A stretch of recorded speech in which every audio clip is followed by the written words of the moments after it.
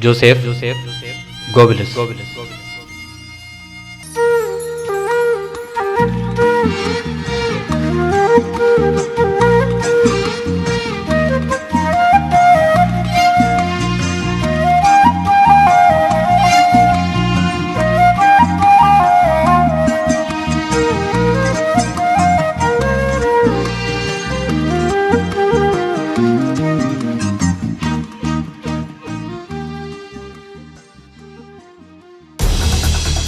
Joseph Goebbels, Hitler's infamous minister of propaganda. The original master of spin, who brainwashed the German people into joining the Nazi cause. Ich behaupten, das deutsche Volk wehrt sich gegen die totalen Kriegsmaßnahmen der Regierung. Es will nicht den totalen Krieg, sagen die Engländer, sondern die Kapitulation. Wollt ihr den totalen Krieg?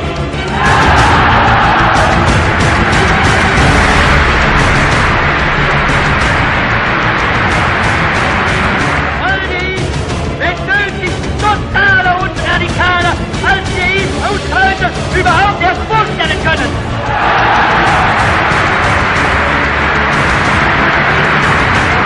Ich frage euch, seid ihr entschlossen, dem Führer in der erkämpften Siegen durch Sieg und Sünd und unter Aufnahme auf der schwersten persönlichen Belastungen zu folgen? Laute von jetzt ab die Parole: Nun folgt, steh auf und Sturm bricht los!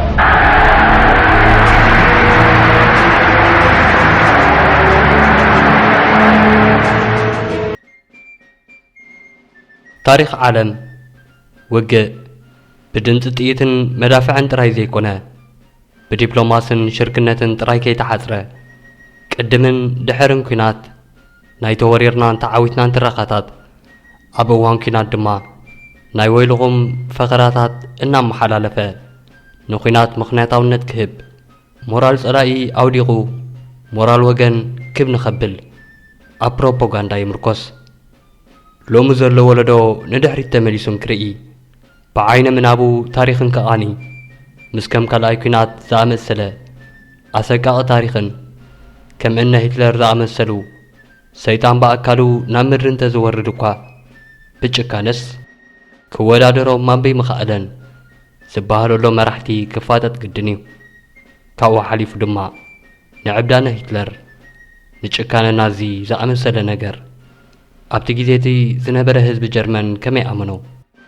ብምባል እንተ ተገረመ ኣደናቂ ይከውንን እዚ ኩሉ ዝተፈጸመ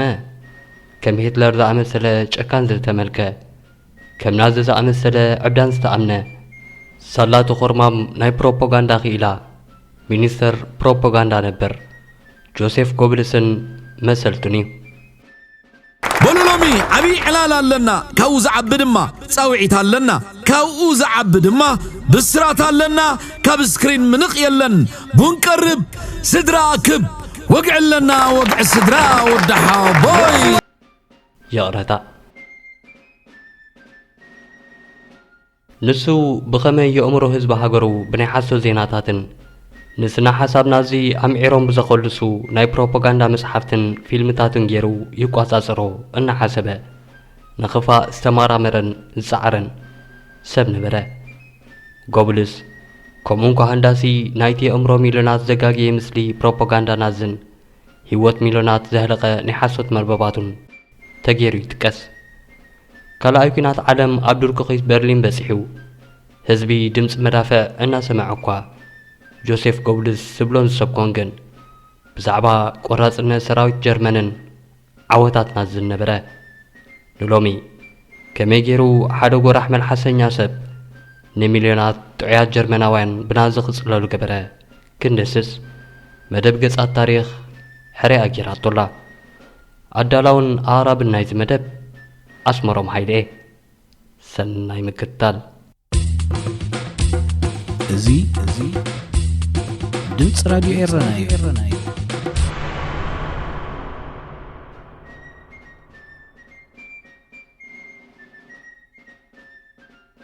بول جوزيف غوبلس ኣብ 29 ጥቅምቲ 1897 ኣብ ጥቓ ከተማ ዶስልዶርፍ ኣብ እትርከብ ንእሽቶ ገጠር ተወልደ። ኣቦኡ ፍሪትዝ ሰራሕተኛ ፋብሪካ ክኸውን እንከሎ እኖኡ ድማ ኣብ ገዛ እናዋዕለት ንዕኡ እና 4 ደቃን እትዕቢ በዓልቲ ሓዳር ነበረት። ስድርኡ ርኹባት እኳ እንተዘይነበሩ ኣብ መጻኢ ወዶም ወፍሪ ብምግባር ጎብልስ ደቂ ተባዕትዮ ጥራይ ኣብ ዝመሃርሉ ናይ ግሊ ካቶሊካዊ ቤት ትምህርቲ ንኽመሃር ግን ገይሮም እዮም። ጎብልስ ምስ ስንክልንኡ ዝተወልደ ህፃን ነበረ። ኣብ እግሩ ዝነበረ አንጉዕ ብዘይምዕባሉ ቄናን እግሪ ሒዙ ተወልደ። ወላ እኳ ስድራ ቤቱ የእጋሩ ንምስትኽኻል ሕክምናዊ መጥባሕቲ ከም ዝገብር እንተገበሩ እቲ ሕክምናዊ መስርሕ ኣንፊ የእጋሩ ኣመሓያሹ ክነሱ ክብደቱ ንምስካም ግን ንሙሉእ ህይወቱ ብሓገዝ ኣብ የእጋሩ ዝተገጥመ ሓፃውን እዩ ዝኸይድ ዝነበረ። እዚ መጥባሕቲ ንናይ ካልእ ኣካል ዕቤቱ ብፍላይ ድማ ቁመቱ ደው ከብሎ እንከሎ ንሓዋሩ ድማ ሓንቲ እግሩ ካብታ ካልእቲ ዝሓፀረት ኮነት። በዚ ድማ ሙሉእ መዋእሉ እናሓንከሰ ክኸይድ ተገደደ። ሕማም ምስትንፋስን ፀገም ሳንቡእን እውን ስለ ዝነበርዎ እናሻብ ይሓምም ነበረ። በዚ ፀገማቱ ገና ካብ ንእስነቱ ህይወት ፍትሓዊት ኣይኮነትን ኢሉ ኸስተንትን ኣብ ልዕሊ ዓለም ክቁጣዕን ምጅማሩ ይንገረሉ። መላእ ኣቓልብኡ ንምንባብ መጽሓፍትን ኣብ ትምህርቱ ጽቡቕ ውፅኢት ኣብ ምምዝጋብን ኣቕንዖ። ብሰንኪ ስንክልንኡ ከም መዛንኡ ኣብ ቀዳማይ ኩናት ዓለም ኣብ ውትድርና ክሳተፍ ኣይከኣለን። ግን ጽቡቕ ኣካዳምያዊ ውፅኢት ብምምዝጋብ ኣብ ዩኒቨርሲቲ ሃይደልበርግ ናይ ማህደረ ትምህርቲ ዕድል ረኸበ። ድሕሪ ናይ ዓመታት መጽናዕቱ ዲግሪ ኣብ ልዕሊ ዲግሪ እናሰቕለ ኣብ 1921 ናይ PhD ማዕረግ ክረክብ በቕዐ። ቀለም ቀመስ ኮይኑ ኣለኹ ዝበለ ጎብልስ ምስ ዝተማህረሉን ዝዓበየሉን ኣስተምህሮታት ካቶሊካዊት ቤተ ክርስቲያን ክጋጮን ከስተናዓቆን ጊዜ ኣይወሰደን። ሽዑ ጊዜ ዓለም ከመይ ክትመሓደር ከም ዘለዋ ዝመክር መጽሓፍ ጸሓፈ እሞ ነብሱ ብሓደ ጊዜ ከም ሓሳብን ፍለስፋን ገይሩ ቆፀራ። ዕድል ኣይትግበር ኢልዎ ንርእይቱኡን ነብሰናእዱኡን ብዘይክኡ ዝኣምኖ ይኹን ዘድንቆ ይረኸበን። ዓውዓው ባህሊ ኣብ ዝፈልጦን ዘይፈልጦን ጉዳያት ርእይቶ ዝህብን ኩሉ ጊዜ ረኣዩኒ ዘብዝሕን ብምንባሩ ካብ ቀረብቱን ላዕሊ ርእዮሞ ካብኡ ዝረሕቁ ሰባት በዝሑ። ጎብልስ ገና ካብ ሸውዓት ሒዙ ብዝነበሮ ፀረ ሰማያውያን ወይ አንቲሰማይቲክ ስምዒታት ይልለ። ኣብ ዘረብኡን ጽሑፋቱን ዘለዎ ጽልኢ ካብ ምንጽብራቕ ዓዳ ኣይወዓለን። ብሰንኪ ዝነበሮ ሕሉፍ ጽልእን ዝጥቀመሎም ኣጸየፍቲ ቃላትን ብዙሓት ጽሑፋቱን መጽሓፍቱን ንኸይሕተሙ ብኣሕተምቲ ተነጽግው። ነዚ ብድሆ ዝበሎ ኩነታት ንምስጋር ዝወጠኖ ሜላ ናይ ገዛእ ርእሱ ኣሕታም ትካል ብምኽፋት ጽሑፋቱ ምዝርጋሕ እኳ እንተነበረ ህዝቢ ጀርመን ግን ብጽሑፋቱ ክምሰጥ ኣይከኣለን። ኣንበብቱ ድማ ኣዝዮም ቁንጣሮ ነበሩ። ብርግጽ ኣብዚ ጊዜ እዚ ጆሴፍ ጎብልስ ጽሉእ ሰብ ፍሹል ጸሓፍን ጉዱእ ድንክን ኮይኑ ነበረ። ገለ ኣስተምህሮታት እናሃበን ውሕዳት ዓንቀጻት እናሸጠን ገለ ኣታዊ ይርከብ እምበር ዳርጋ ገንዘብ ዘይብሉ ጠፋሽ ድኻ ክበሃል ዝኽእል ዓይነት ሰብ እዩ ነይሩ። ኩሉ እዚ ተደማሚሩ ድማ እዩ ኣብ 1924 ናብ ሰልፊ ናዚ ክጽምበር ዘገደዶ። ኣብቲ ጊዜቲ ኣብ ቀዳማይ ኩናት ዓለም ዝተሰዓረትን ብዝሰዓረኣ ሃገራት ሰልፍ ዘይብል ናይ ኩናት ካሕሳ ክትዓዲ ዝተበየነላን ሃገረ ጀርመን ኣብ ብርቱዕ ቁጠባዊ ቁልውላው ወዲቓ ነበረት። ሽቕለተ ኣልቦነት ኣስፋሕፊሑ ሰባት ነዛርሖም ንምድሓን ቁራስ ባኒ ንምግዛእ እኳ ኣብ ዝተሸገሩሉ ዘመን ሂትለርን ጉጅልኡን ዝመስረትዎ ናዚ መፍትሒ ሽጉርኩም ኣነ ዝፈልጠልኩም ክብል ጀመረ። እዚ ነቲ ሰማዕ ሲእኑ ዝኸረመ ጎብልስ ጉሮም ዕድል ነበረ። ከመይሲ ኣብ ናዚ ንሓሳባቱ ከም ቁም ነገር ቆፂሮም ዝሰምዑን ንኣምዐ ጠባዩ ተፃዊሮም ዝዓርኩን ብፆት ስለ ዝረኸበ ንሶም እውን ኣተሓሳስባን ክእለት ፅሕፈትን ጎብልስ ንናይ ናዚ ፕሮፓጋንዳ ግርም ገይሩ ከም ዘሰግሞ ኣመኑሉ እሞ ቀያሕ ምንጻፍ አንጺፎም ተቀበልዎ ብርግጽውን ከም ዝተመነይዎ ፕሮፓጋንዳ ጎብልስ ገና ካብ በዓንተውኡ ናዚ ሓደስተ ኣባላት ክስሕብ ጉላሕ ኣስተዋጽኦ ገበረ ካብዚ ሓሊፉ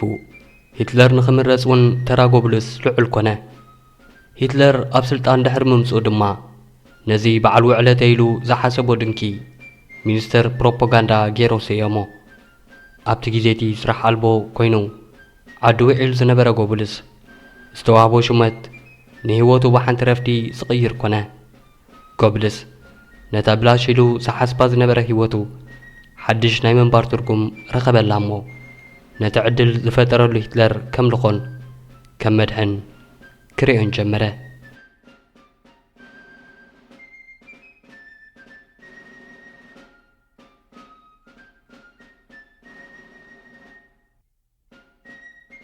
ሂትለር ንጎብልስ ዝኾነ ይኹን ምስ ናይ ናዚ ስነ ሓሳብ ንዘይሰማዕ ፍርያት ጽሑፍን ስነጥበብን ክምርምር ወይ ሳንሱር ክገብር ቀጠልያ መብራህቲ ወላዓሉ ጎብልስ ከይወዓለ ከይሓደረ ብገለ ጸሓፍቲ ንዝተጻሕፉ መጽሓፍቲ ከቃጽል ጀመረ ገለ ካብቶም ንኽቃጸሉ ዝተፈርዱ መጽሓፍቲ ከም ማሕበረትነታዊ ፍልስፍና ዝኣመሰሉ ናይ ካርል ማርክስ ጽሑፋት ይርከብዎም እዚኣቶም እኳ ምስና ሓሳብ ናዚ ይጻረሩ እዮም ስለ ዝተባህለ ዝወሰዶ ስጉምቲ ርትዓዊ መሲሉ ክርአ ይኽእል ይኸውን እንተኾነ ገለ ካብቶም ዘቃጸሎም መጽሓፍቲ ንናዚ ብኸመይ የስግእዎ ዝብል ሕቶ ንባዕሉ እውን ክምልሶ ዝኽእል ኣይነበረን እዚ ድማ ገለ ሰባት ጎብልስ ካባይ ይበልጽዮም ንዝበሎም ጸሓፍቲ ካብ ከብሒ ታሪኽ ንምስራዝ ስልጣኑ ተጠቂሙ መጽሓፍቶም የቃጽል ነይሩ ክብሉ ዝኸሱ እዚ ተግባር ደረ ስልጣን ክሽትት ትርጉም ሓይልን ምቁጽጻርን ክርዳእ ገበሮ ጎብልስ ንነፍሱ ከም ገባሪትን ሓዳጊትን ገይሩ ረኣያ እሞ ንኹሉ ድማ ፈተዎ ጎብልስ ኣብ መጽሓፍትን ጽሑፋትን ካብ ምቅጻል ኣብ ዝተረፈ ጊዜ ብኸመይ ነቲ ዘዕነዎ ብሓድሽ ንናዚ ዝሰማዕ ኣገባቢ ትከኦ ምሕሳቡ ይተረፈን ንሱ ሓደ ካብቶም ስምዒት ሰባት ብቐሊሉ ከተላዓለሉ ትኽእል መንገዲ ተንቀሳቐሲ ስእሊ ወይ ፊልምታት ምዃኑ ቀዲሞም ምዘለለዩ ነበረ ኣብ ከተማ በርሊን ዩኒቨርሲም ፊልም ኣክሽን ገዘልሾፍት ዝተባህለ ዓብዪ ናይ ፊልም ስትድዮ ነበረ እቲ ስትድዮ ከም በዓል ሜትሮፖሊስ ዝኣመሰለ ኣብ 1927 ዝፈረየ ድምፂ ኣልቦ ፊልምታት ብምስራሕ ብደረጃ ዓለም ዓብ ተፈላጥነትን ክብርን ዝተጓነጸፈ እዩ ነይሩ ሓደ ካብቲ ናይ መጀመርያ ተግባራት ጎብልስ ድማ ብሽም መንግስቲ ናዚ ነዚ ስትድዮ ምህጋር ኮነ ሂትለርን ጎብልስን ክልቲኣቶም ኣድነቕቲ ፊልምታት እዮም ነይሮም ከምኡ ክነሱ ግን ፍርያት ሆሊውድ ዝኾነ ፊልምታት ከባድ ሳንሱር ክግበረሉ ሰርሑ ብርግጽ ሂትለር ንህዝቡ ዝኸልከሎ ፊልምታት ሆሊውድ ንበይኑ ንኸስተማቕሮ ካብ ዓይኒ ተዓዘብቲ ዝተኸወለ ናይ ውልቁ ናይ ፊልም መቐመጢ ከብሒ ነበሮ ጆሴፍ ጎብልስ ኩሉ ኣብ መፍረ ኢንዳስትሪ ፊልም ሃገረ ጀርመን ዝሰርሕ በዓል ሞያ ንምሕደራ ሂትለር እሙን ከም ዝኸውን ንምርግጋጽ አንቀደ ኣብ ስራሓቶም ኣይሁዳውያን ከም ዝሳተፉ ዝገበረው ወይ ኣባላት ሰልፊ ናዚ ንምዃን ዘይተመዝገቡ ስራሕቲ ፊልም ዳግም ብሞይኦም ከም ዘይሰርሑ ገበሮም ብዙሓት ካብኣቶም ካብቲ ሃገር ምውፃእ ተኸልከሉ ስነ ጥበብ ኣብ ትሕቲ ፍጹም ዓፈና ናዚ ምስ ኣተወ ድማ ብዙሓት ስነ ጥበበኛታት ብኣብያን ቀቢጸ ተስፋን ነብሰ ቅትለት ፈጸሙ ብዙሓት ካብቶም ብዝቐደመ ስምን ዝናን እቲ ስትድዮ ተተባቢዖም ሞያዊ ጥሙሖም ንምቕጻል ነቲ ስትድዮ ናይ ዓመታት ውዕል ዝፈረሙ ስነ ጥበባውያን ናብ መጻወድያ ጎብልስ ይኣትዉ ምንባሮም ዘስተባሃሉ ይመስሉን ብዙሓት ካብኣቶም ምስቲ ስትድዮ ዝፈረምዎ ውዕል ቅድሚ ናዚ ናብ ስልጣን ምምጽኡ ዝተፈጸመ እዩ ነይሩ ስለዚ ዋላ እኳ ገለ ካብኣቶም ብሰናይ ድሌቶም ኣባላት ሰልፊ ናዚ ዝኾኑ እንተነበሩ ዝበዝሑስ ብኣንጻር ድሌቶም ብኣስገዳድ ጎብልስ ኣባላት ስርዓት ንምዃን ዝተገደዱ እዮም ነይሮም ጎብልስ ንኢንዳስትሪ ፊልም ኣሜሪካ ዘመዓራረ ናይ ጀርመን ስራሓት ፊልም ንምድላው ጻዕረ ካብዚ ሓሊፉ ናብ ህዝቢ ጀርመን ጥራይ ዘቕንዑ ንህዝቢ ጀርመን ብስና ሓሳብና እዚ ሕፅበት ሓንጎል ንኽግበረሉ ዝህቅኑ ፊልምታት እውን ኣፍርየ ገለ ካብቶም ፊልምታት ማለት ከምታ ንእስነት ሂትለር ዝተሰመየት ፊልም ንጹራት ስራሓት ፕሮፓጋንዳ ክኾና እንከለዋ ካልኦት ፊልምታት ግን ንፕሮፓጋንዳዊ መርዘን ብስነ ጥበባዊ ወለላ ዝሸፈና ሕቡእ ትልመን ግን ህዝቢ ጀርመን ብሕፅበተ ሓንጎል ደንዚዙ ኣብ ጎኒ ናዚ ደው ንኽብል ዝገብራ ፊልምታት ነበራ ነታ ኣብ 1941 ዝተሰርሐት ኣነ ይኸስስ ዘርእስታ ፊልም ከም ኣብነት ምስ እንወስድ ህዝቢ ጀርመን ብመንገዲ ፊልም ነቲ ንስንኩላንን ዘይሓዊ ጥዕናዊ ጸገም ዘለዎም ሰባትን ብቐትለት ክውገዱ ዝጉስጉስ ስነ ሓሳብ ናዚ ንኽርዕሙ ዝተሰርሐ እዩ ነይሩ እቲ ዛንታ ከምዚ እዩ ሓደ ኣብ ጥርዚ ሞያዊ ክእለቱን ንሱ ዘምፅኦ ዓወትን ዝርከብ ዶክተር ምስ ሓንቲ ንእስቲ ቆንጆ ይምርዖ እንተኾነ ነዊሕ ከይጸንሐ ኤምኤስ ዝተባህለ ናይ ነርቪ ሕማም ከም ዘለዋ ይፍለጥ ብርግጽ እቲ ሕማም ሎሚ ክፍወስ ዝኽእል እኳ እንተኾነ ሽዑ ጊዜስ ፈውሲ ይነበሮን እዚ ማለት እታ ቆንጆ ብዝገምታዊ ሕማምን ቃንዛን ተሰንያ ናብ ዓዲ ሞት መኻዳ ዘይተረፍ ነበረ ስለዚ ነወያ ዶክተር በዓል ቤታ ዝቐትል መድሃኒት ሂቡ ካብ ስቓያ ክገላግላ ትምሕፀኖ ንሱ ንነዊሕ እዋን ምስቲ ውሳነ ክቃለስ ይርአ እሞ ኣብ መወዳእታ ግን ህይወታ ብገዛእ ኢዳ ንኽተሕልፍ ክሕግዛ ይርአ ብዙሕ ክፋል ናይታ ፊልም እምበኣር ብድሕሪ እዚ ኣብ ዝኽሰት ናይ ቤት ፍርዲ ክርክር እዩ ዝምስረት እቲ ክርክር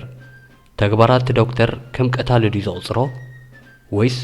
ንሓንቲ መንእሰይ ካብ ስቓይ ናይ ክትሓዊሉ ዘይትኽእል ሕማም ዝገላገለ መሓሪ እዩ ዝብል እዩ ግዳ ሓቂ እታ ፊልም ዋላ እኳ ንፕሮፓጋንዳዊ ዕላማ ትዳሎ ብግሩም ኣገባብ ዝተዳለወት ለሙን እንተኾነ ዝረኣያ ኩሉ ናብ ሞራላዊ ደልሃመት ኣትዩ